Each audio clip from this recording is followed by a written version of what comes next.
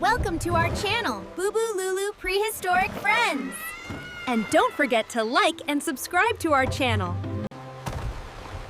The wind isn't just licking salt off our faces anymore. It smells like it tripped over soil and leaves before it found us. This piece hasn't been in the water long. See that fat cloud? The others are walking, but that one is sitting on something we can't see yet. Sky doesn't... There's a small drum for every gust of wind, and under that, a big slow drum that doesn't care. Small tap for the waves the wind just made, big tap for the waves that came back from hitting something far away. If we ever sail this way again, we'll know this exact stretch of water was already bang off a huge something. The sun has walked across half the sky, and those skinny clouds are on their second story, but that lump...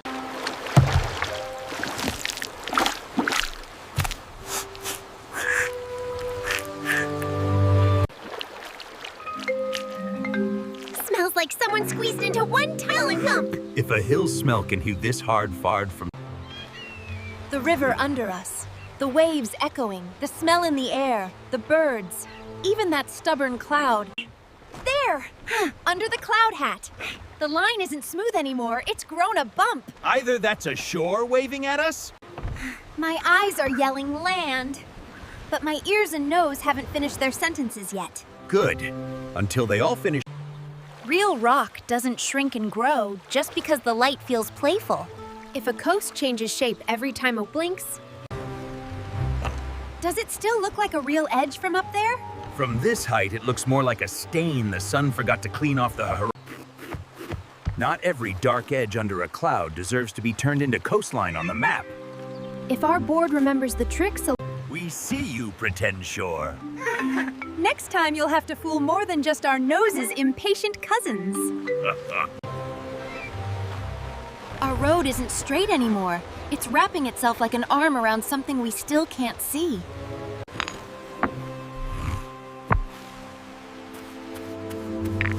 The river's path is to draw a circle. That slow drum is louder now, like the sea keeps thumping one thought at us over and over. This one doesn't blink away when the glitter moves. Then that's the first true edge of our new neighbor.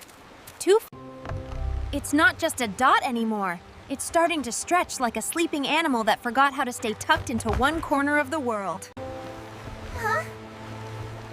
We're so close, I can feel my ankles wanting to run to the boat. Why not aim straight at that dark line?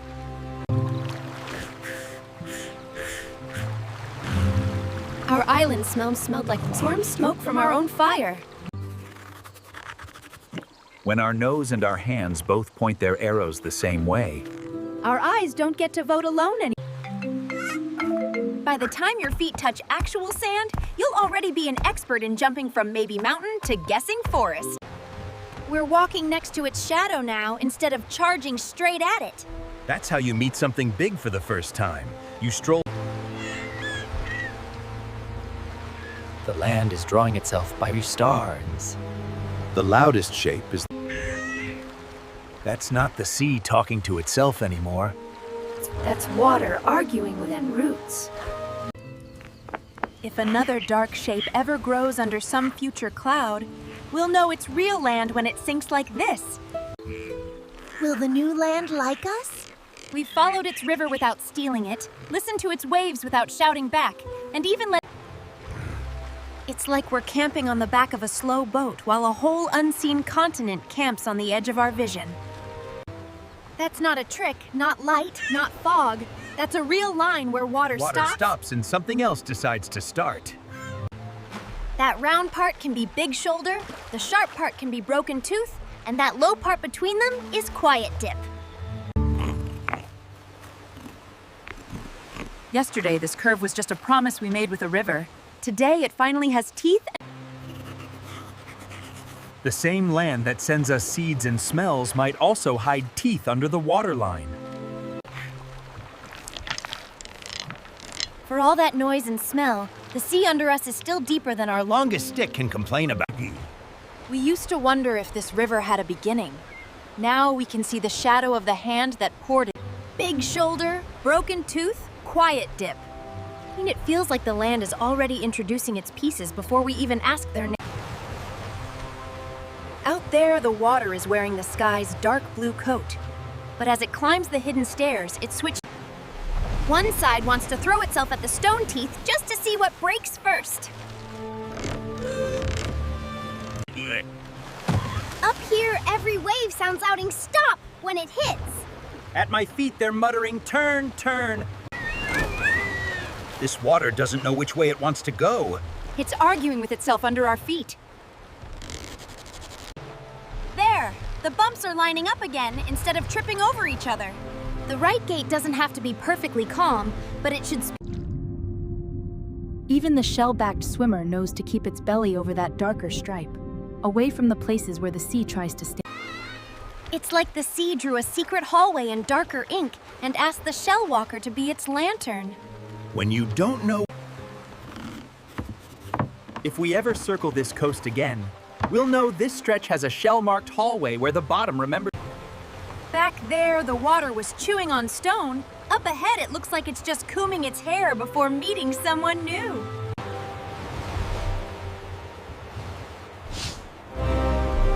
It's like the new land grew a secret boat made of stone. That part is where the sea throws a tantrum. That part is where it just sighs and Lies down.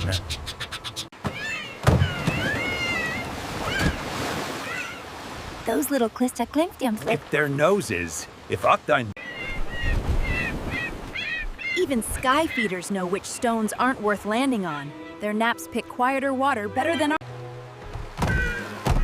Pretty, see-through water doesn't mean friendly. It means the ground is already reaching for our toes. From now on. Our island map had marks for where your feet might slip. This sea map needs marks where your whole house might scrape its belly.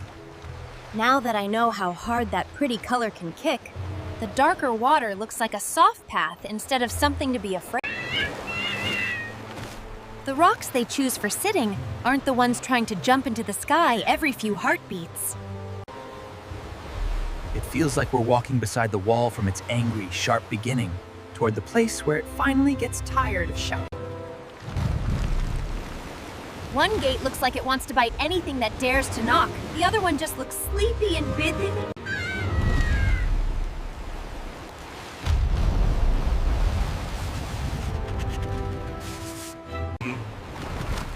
This one doesn't look like it's trying to keep things out.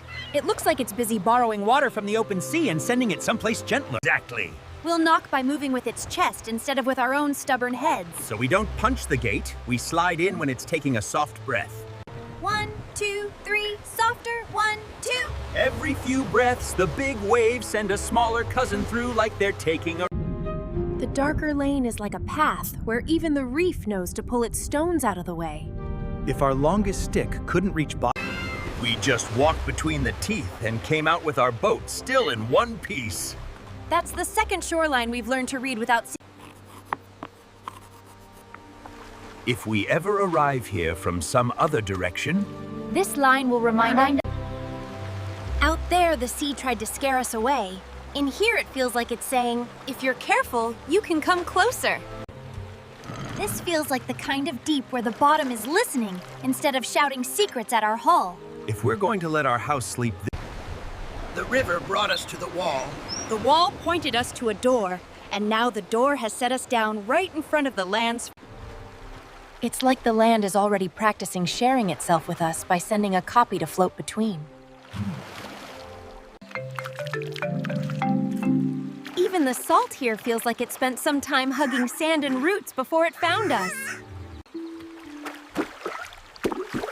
Out there, the fish were split between hot and cold. In here, they move like pieces of one thought. Our old island had voices, but this place sounds like 20 stories all talking at once behind the curtain. First, our toes learn the shallow path, then our food and water do, and only after that.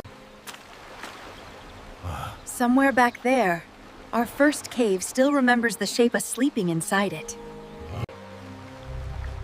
Tonight, we're sleeping in the pause between two kinds of home. Tomorrow, this lagoon won't. The sea's teeth behind us, the land's breath in front of us.